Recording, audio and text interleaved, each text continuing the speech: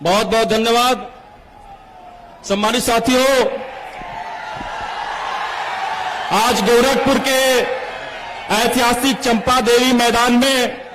लोकसभा आम चुनाव में बहुजन समाज पार्टी के उम्मीदवारों के समर्थन में आयोजित इस चुनावी जनसभा की मुख्य अतिथि देश में करोड़ों करोड़ दलितों, पिछड़ों, शोषितों, वंचितों के स्वाभिमान सम्मान की प्रतीक, देश में सामाजिक परिवर्तन की महानायिका, बहुजन समाज पार्टी की राष्ट्रीय अध्यक्ष, देश के सबसे बड़े सूबे उत्तर प्रदेश की 4 बार की मुख्यमंत्री आदरणीय बहन जी हम सभी के बीच में पहुंच चुकी हैं। मैं आप सभी की तरफ से माननीय बहन जी का हार्दिक स्वागत, अभिनंदन, वंदन करता हूं। सम्मानित साथियों, अब मैं अनुरोध करना चाहूंगा कि लोकसभा बांसगांव के प्रत्याशी डॉक्टर रामसमुद्र जी माननीय बहन जी को मुकुट देकर के माननीय बहन जी का सम्मान करने का काम करें। आदरणीय डॉक्टर रामसमुद्र जी।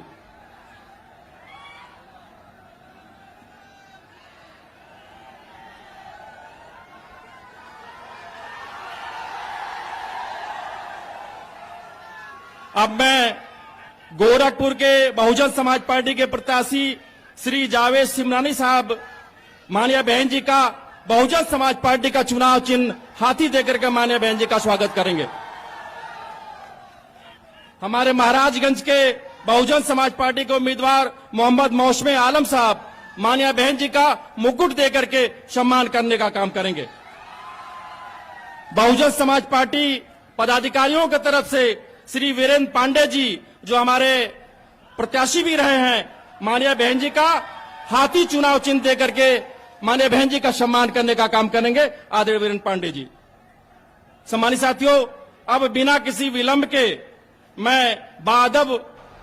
माननीय बहन जी से सादर अनुरोध करना चाहूंगा कि माननीय बहन जी इस उमड़े हुए जनसैलाब को आवश्यक दिशा निर्देश देने की कृपा करें। आदरणीय बहन जी।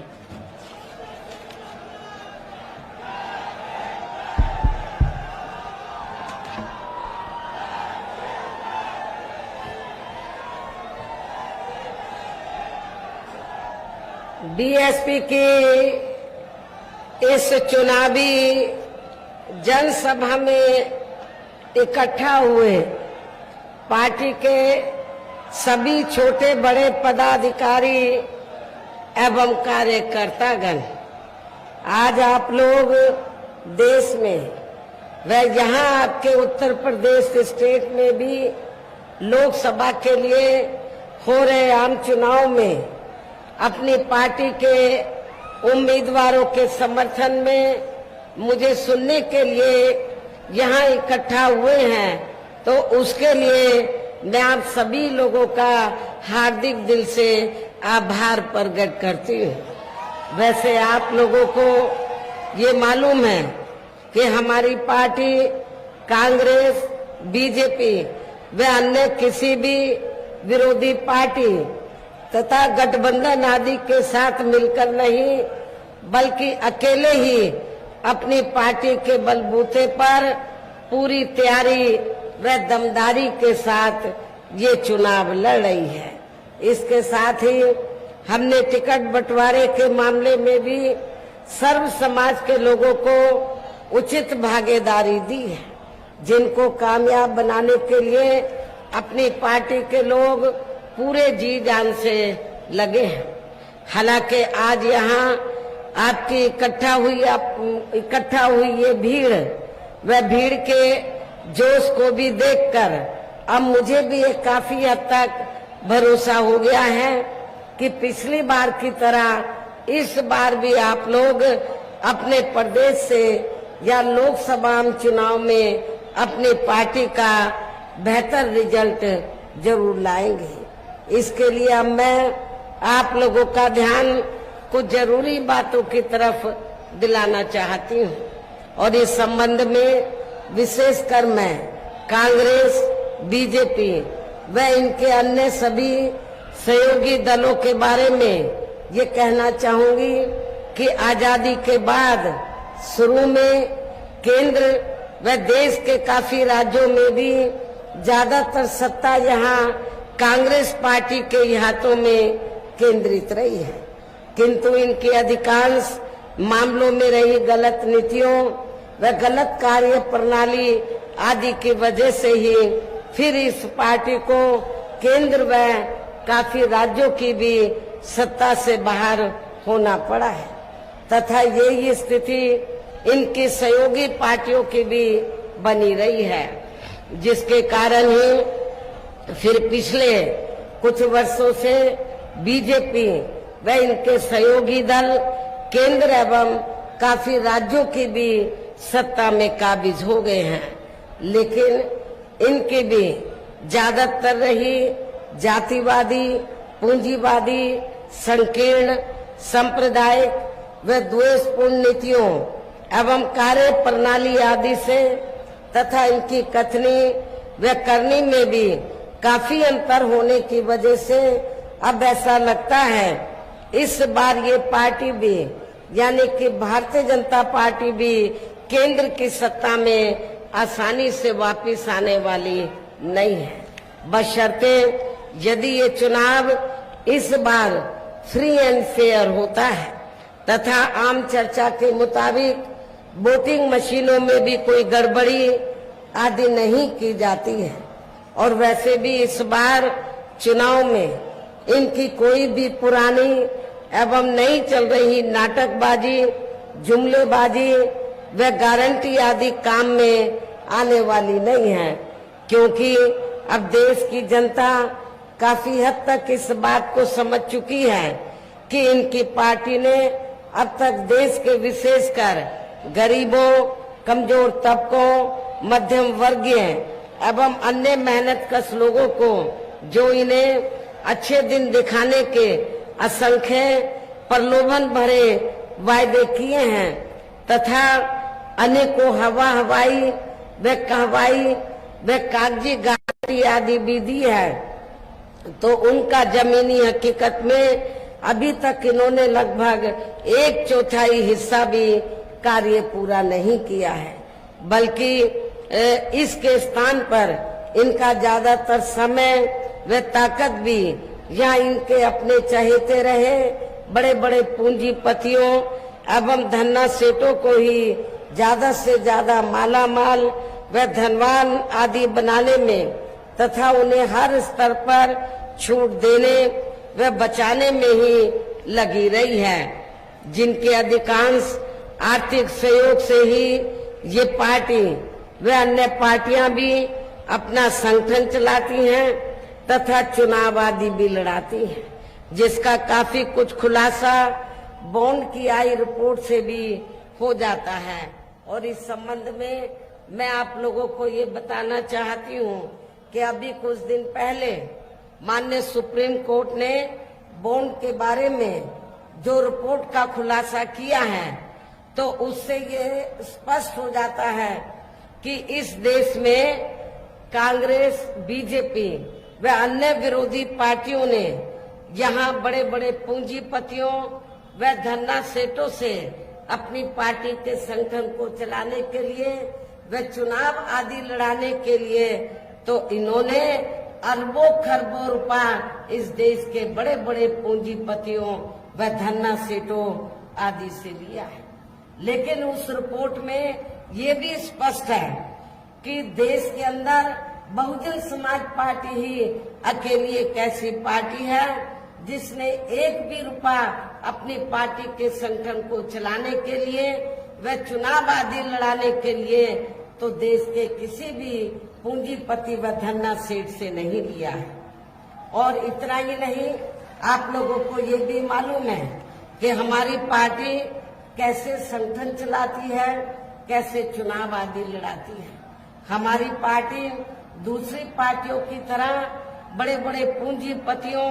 व धन्ना सेठों से अरबों खरबों रुपया लेकर ना तो संगठन चलाती है और न ही चुनाव आदि लड़ाती है, बल्कि हमारी पार्टी अपनी पार्टी के मेंबरशिप के जरिए जो धन इकट्ठा होता है, मेरे जन्मदिन के मौके पर जो धन इकट्ठा होता है पार्टी के लिए और चुनाव के दौरान भी जो कार्यकर्ताओं से थोड़ा थोड़ा धन इकट्ठा होता है, तो उस धन से हमारी पार्टी अपने संगठन को चलाती है और चुनाव आदि भी लड़ाती है। ये आप लोगों को अच्छी प्रकार से मालूम है। इसके साथ ही अब ऐसा लगता है कि कांग्रेस पार्टी की तरह ही बीजेपी ने भी केंद्र की तमाम सरकारी जांच एजेंसियों का ज्यादातर राजनीतिकरण ही कर दिया है। इसके अलावा देश के किसान वर्ग भी वर्तमान बीजेपी की सरकार में शुरू से ही अपनी विभिन्न समस्याओं को लेकर काफी ज्यादा दुखी व परेशान रहे हैं और अभी भी हैं। जबकि यूपी में 4 बार हमारी पार्टी की रही सरकार ने इनके हितों का भी हर स्तर पर पूरा ध्यान रखा है। आप लोगों को मालूम है कि जब भी उत्तर प्रदेश में बीएसपी के नेतृत्व में सरकार बनी है तो हमारी पार्टी की सरकार ने अपनी हुकूमत के दौरान किसानों को खेती करने के लिए समय से व सस्ते साधन उपलब्ध कराए हैं और उनकी फसल का भी हमारी पार्टी की सरकार ने उचित दाम दिया है। इतना ही नहीं बल्कि केंद्र में पूर्व की रही कांग्रेसी सरकार की तरह ही वर्तमान भाजपा सरकार में भी इनकी जातिवादी, हीन, सांप्रदायिक एवं पूंजीवादी सोच व नीतियों के चलते ही पूरे देश में सर्व समाज में से खासकर गरीबों, दलितों, आदिवासियों, पिछड़े वर्गों, मुस्लिम एवं अन्य धार्मिक अल्पसंख्यक समाज के लोगों का भी पूर्ण रूप से विकास व उत्थान आदि नहीं हो सका है। और इस संदर्भ में वैसे आप लोगों को ये मालूम है कि पूरे देश में यहाँ दलितों, आदिवासियों एवं अन्य पिछड़े वर्गों का सरकारी नौकरियों में वर्षों से अधूरा पड़ा आरक्षण का कोटा भी अभी तक पूरा नहीं भरा गया है। विशेषकर एससी व एसटी वर्गों के सरकारी कर्मचारियों का पदोन्नति में आरक्षण भी अब काफी हद तक प्रभावहीन ही बना दिया गया है। और इतना ही नहीं, जब समाजवादी पार्टी की यूपी में सरकार थी तो समाजवादी पार्टी की सरकार ने इन वर्गों के सरकारी कर्मचारियों का पदोन्नति में आरक्षण बिल्कुल खत्म कर दिया था। ये भी आप लोगों को मालूम होना चाहिए। ऐसी स्थिति में दलितों और आदिवासियों को एक भी वोट समाजवादी पार्टी को नहीं देना है। साथ ही केंद्र व राज्यों में भी विरोधी पार्टियों की रही सरकारों में इन सभी वर्गों को प्राइवेट सेक्टर में आरक्षण दिए जाने की व्यवस्था किए बिना ही इनकी सरकारों के ज्यादातर सरकारी कार्य अब प्राइवेट सेक्टर के जरिए ही इनके बड़े बड़े पूंजीपतियों व धंधा सेठों आदि को ही दिए जाने के कारण अब इनको पूरे देश में आरक्षण का बहुत कम ही लाभ मिल पा रहा है। इसी प्रकार इनका अन्य और मामलों में भी शोषण व उत्पीड़न आदि होना अभी तक भी बंद नहीं हुआ है। इनके साथ साथ मुस्लिम व अन्य धार्मिक अल्पसंख्यक समाज के लोगों की भी हालत हर स्तर पर यहाँ काफी ज्यादा खराब व दयनीय बनी हुई है, जिसका काफी कुछ खुलासा सच्चर कमेटी की रिपोर्ट में भी किया गया है। इतना ही नहीं बल्कि पिछले कुछ वर्षों से केंद्र व अधिकांश राज्यों में भी बीजेपी व आरएसएस की सरकारों के चलते हुए अब इनका विकास एवं उत्थान आदि होना भी काफी हद तक बंद सा हो गया है। आए दिन इन पर खासकर हिंदुत्व की आड़ में हो रही जुल्म जाति भी यह काफी ज्यादा चरम सीमा पर पहुंच चुकी है। इनके साथ साथ अपर कास्ट समाज में से विशेषकर गरीब लोगों की भी हालत हमें कोई खास अच्छी नजर नहीं आती है। इनकी गलत कृषि नीतियों के कारण किसान वर्ग भी आए दिन आंदोलित ही रहता है। साथ ही इनकी गलत आर्थिक नीतियों की वजह से देश की अर्थव्यवस्था पर भी इसका काफी बुरा प्रभाव पड़ रहा है, जिससे यहाँ विशेषकर छोटे एवं मध्यम वर्गीय व्यापारी वर्ग भी काफी ज्यादा दुखी व परेशान है। और अब केंद्र में पूर्व की रही सरकारों की तरह वर्तमान भाजपा सरकार में भी यहाँ पूरे देश में गरीबी, बेरोजगारी एवं महंगाई आदि भी लगातार काफी ज्यादा बढ़ रही है। देश में हर स्तर पर फैला भ्रष्टाचार भी अभी खत्म नहीं हुआ है। ऐसे में अब आप लोगों को देश में हो रहे लोकसभा चुनाव में कांग्रेस, बीजेपी व इनकी सहयोगी पार्टियों को भी केंद्र की सत्ता में आने से जरूर रोकना है, जिनकी गलत नीतियों व गलत कार्य प्रणाली आदि को आप लोग काफी हद तक आजमा भी चुके हैं। ऐसी स्थिति में अब ये विरोधी पार्टियां इस चुनाव में भी किस्म किस्म के साम, दाम, दंड भेद आदि अनेकों हथकंडे इस्तेमाल करके केंद्र की सत्ता में आने की पूरी कोशिश में लगी हैं, जिनसे अपनी पार्टी के लोगों को हर स्तर पर काफी ज्यादा सावधान रहना है। और इस मामले में विरोधी पार्टियां अपने अपने पक्ष में हवा बनाने के लिए खासकर मीडिया, ओपिनियन पोल व सर्वे आदि का जो बड़े पैमाने पर इस्तेमाल कर रही हैं, तो उनसे भी अपनी पार्टी के लोगों को बिल्कुल भी गुमराह नहीं होना है। इसके साथ ही विरोधी पार्टियों के विभिन्न रूपों में जारी किए गए इनके हवाई व प्रलोभन भरे चुनावी घोषणा पत्रों एवं वायदों आदि के बहकावे में भी अपनी पार्टी के लोगों को कतई नहीं आना है, जिन्हें ये पार्टियां चुनाव खत्म होने के बाद ज्यादातर अमल में नहीं लाती हैं। और अब जिन पर से देश की जनता का अधिकांश विश्वास ही उठ गया है। यही खास वजह है कि हमारी पार्टी किसी भी चुनाव में अपनी पार्टी का कोई भी चुनावी घोषणा पत्र आदि जारी नहीं करती है। वैसे भी हमारी पार्टी किसी भी मामले में कहने में बहुत कम बल्कि कार्य करके दिखाने में ही ज्यादा विश्वास रखती है।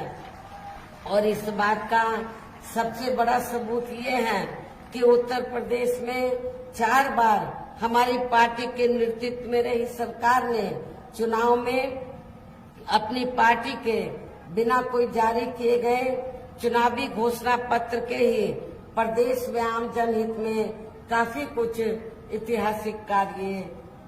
करके दिखाए हैं, जिनकी अब देश में अधिकांश पार्टियों की सरकारें काफी नकल भी कर रही हैं। जबकि इस मामले में हमारी पार्टी का ये कहना है कि यदि इन पार्टियों के स्थान पर केंद्र में हमें अपनी पार्टी की सरकार बनाने का मौका मिलता है, तो तब फिर हमारी पार्टी की बनी सरकार केंद्र में यहाँ तक रही सभी विरोधी पार्टियों की सरकारों की तरह केवल हवाई व कागजी कार्य आदि नहीं करेगी, बल्कि उत्तर प्रदेश की तरह ही जमीनी हकीकत में ठोस कार्य करके दिखाएगी। और इस संदर्भ में खासकर मैं ये कहना चाहूंगी, केंद्र द्वारा देश में पिछले कुछ समय से अति गरीब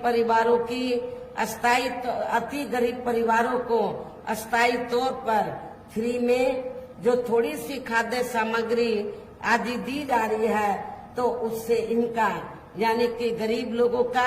स्थायी तौर पर भला होने वाला नहीं है। लेकिन ये थोड़ा सा फ्री में राशन देकर बीजेपी व आरएसएस के लोग क्या करते हैं, जब चाहे देश में छोटा चुनाव हो, किसी भी राज्य में या बड़ा चुनाव हो, तो इसकी आड़ में बीजेपी व आरएसएस के लोग गरीब लोगों का जो वोट है उसको बनाने का प्रयास करते हैं, ये कहकर कि केंद्र की सरकार ने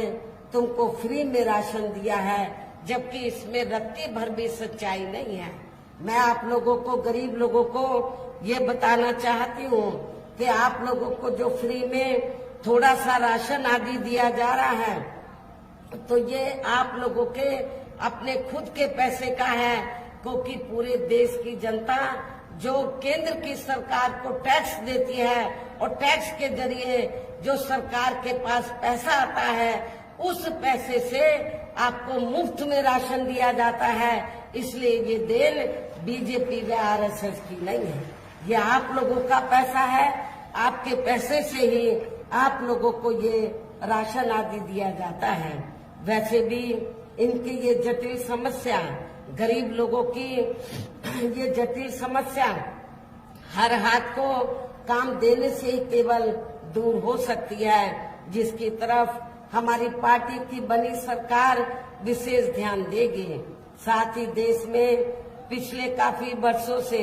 आए दिन बढ़ रही गरीबी, बेरोजगारी व महंगाई आदि से भी जनता बहुत ज्यादा दुखी व परेशान है, जिसे भी आर्थिक नीतियों में तब्दीली करके जरूर दूर किया जाएगा। हिंदुत्व की आड़ में, धर्म की आड़ में भी पिछले कुछ वर्षों से खासकर मुस्लिम समाज के लोगों का द्वेष की भावना से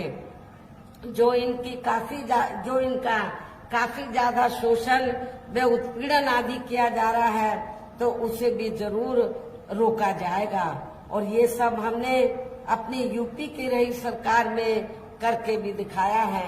आप लोगों को मालूम है कि जब उत्तर प्रदेश में जब भी बीएसपी के नेतृत्व में सरकार रही है, तो मेरी हुकूमत में कोई भी हिंदू मुस्लिम दंगा फसाद नहीं हुआ है, अमन चैन का वातावरण कायम रहा है। इसके अलावा हमने यूपी में सर्व समाज में से गरीब एवं बेरोजगार लोगों को बेरोजगारी भत्ता आदि न देकर उन्हें बड़ी तादाद में रोटी रोजी के साधन भी उपलब्ध कराए हैं। जो अब ये कार्य भी अधिकांश ठंडे ही पड़े हैं, जिनको फिर केंद्र में बीएसपी की सरकार बनने पर प्राथमिकता दी जाएगी। कहने का तात्पर्य ये है कि देश में इस समय हो रहे लोकसभा चुनाव में विरोधी पार्टियों के जारी किए गए उनके हवाई व प्रलोभन भरे चुनावी घोषणा पत्रों आदि के बहकावे में अब यह खासकर देश के अति गरीबों, मजदूरों, बेरोजगारों एवं अन्य मेहनतकश लोगों को बिल्कुल भी नहीं आना है। और अब इन्हें ऐसी सभी विरोधी पार्टियों को हर हालत में केंद्र की सत्ता में आने से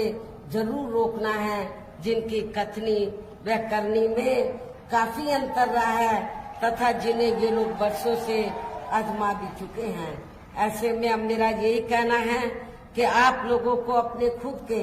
व अपने प्रदेश, क्षेत्र एवं देश के भी हित में अपने वोटों को या कांग्रेस, बीजेपी व अन्य विरोधी पार्टियों को न देकर केवल अपनी एकमात्र हितैषी पार्टी बहुजन समाज पार्टी को ही देना है। जो ये पार्टी उत्तर प्रदेश की तरह ही देश में भी अपनी पार्टी की सरकार बनने पर फिर पूरे देश में यहाँ अपनी पार्टी की सर्वजन हिताय व सर्वजन सुखाय की नीतियों पर आधारित ही सरकार चलाएगी। इसके साथ साथ केंद्र से जुड़ी आपके क्षेत्र की जो भी यहाँ स्थानीय समस्याएं होंगी, तो उन्हें भी फिर दूर करने का हर संभव पूरा प्रयास किया जाएगा। साथ ही यहाँ गरीबों, मजदूरों, बेरोजगारों, कर्मचारियों, किसानों, छोटे व्यापारियों एवं अन्य मेहनतकश लोगों के हितों का भी विशेष ध्यान रखा जाएगा। सर्व समाज में से खासकर दलितों, आदिवासियों, पिछड़े वर्गों, मुस्लिम व अन्य धार्मिक अल्पसंख्यक समाज के लोगों के विकास व उत्थान के साथ साथ हर स्तर पर इनकी सुरक्षा आदि के लिए भी सख्त कदम उठाए जाएंगे। और तभी फिर यह वास्तव में अपने देश के महान संतों, गुरुओं व महापुरुषों में भी विशेषकर महात्मा ज्योतिराव फूले, श्री छत्रपति शाहू जी महाराज, श्री नारायण गुरु, बाबा साहब डॉक्टर भीमराव अम्बेडकर एवं मान्यवर श्री कांशीराम जी आदि का अधूरा रहा सपना जरूर साकार हो सकता है, जिनको यूपी में हमारी पार्टी की रही सरकार द्वारा हर स्तर पर पूरा आदर सम्मान दिया गया है। लेकिन ये सब विरोधी पार्टियों को अच्छा नहीं लगा है। आप लोगों को मालूम है, जब सपा सत्ता में थी तो समाजवादी पार्टी की सरकार ने हमने अपने संतों, गुरुओं और महापुरुषों के नाम से जो जिले बनाए और जो संस्थानों के नाम रखे, काफी हद तक ये सपा की सरकार ने वो नाम बदल दिए। इससे इन संतों, गुरुओं व महापुरुषों के प्रति इनकी हीन भावना साफ नजर आती है। क्या ऐसी स्थिति में आप लोग समाजवादी पार्टी को वोट देंगे? मैं समझती हूँ बिल्कुल भी नहीं देंगे। इन्हीं खास बातों के साथ ही अब मेरा देश में, आपके स्टेट के भी हित में यही कहना है कि हमारी पार्टी ने यहाँ जिनको भी लोकसभा के लिए चुनाव के मैदान में उतारा है, जो आपके सामने मंच पर भी, जो आपके सामने या मंच पर भी मौजूद हैं, तो उन्हें आपको जरूर कामयाब बनाना है। जिसके लिए यहाँ पार्टी के सभी स्तर के छोटे बड़े पदाधिकारी एवं कार्यकर्तागण आदि पूरे जी जान से लगे हैं। और अब अंत में मेरा यही कहना है कि आप लोगों को वोट पड़ने वाले दिन या बीएसपी के अपने सभी लोकसभा उम्मीदवारों को, अर्थात हमने आपके गोरखपुर मंडल से तो जिनको भी चुनाव के मैदान में उतारा है, तो जिनके समर्थन में आप लोग यहाँ मुझे सुनने के लिए आए हैं, तो हमने गोरखपुर सदर लोकसभा की सीट से श्री जावेद सिमनानी को, महाराजगंज लोकसभा की सीट से मोहम्मद मौसमे आलम को, बांसगांव सुरक्षित लोकसभा की सीट से डॉक्टर राम समूज को, कुशीनगर लोकसभा की सीट से श्री शुभ नारायण चौहान को, देवरिया लोकसभा की सीट से श्री संदेश यादव उर्फ मिस्टर को हमने चुनाव के मैदान में उतारा है। तो मेरा आप लोगों से यही कहना है कि बहुजन समाज पार्टी के इन सभी प्रत्याशियों को बीएसपी का जो चुनाव चिन्ह हाथी है, हाथी चुनाव चिन्ह के सामने वाले बटन को दबाकर इनको जरूर आप लोगों को कामयाब बनाना है। इनको पार्लियामेंट में जिताकर जरूर भेजना है। इस खास अपील के साथ ही अब मैं अपनी बात यहीं समाप्त करती हूँ। जय भीम, जय भारत।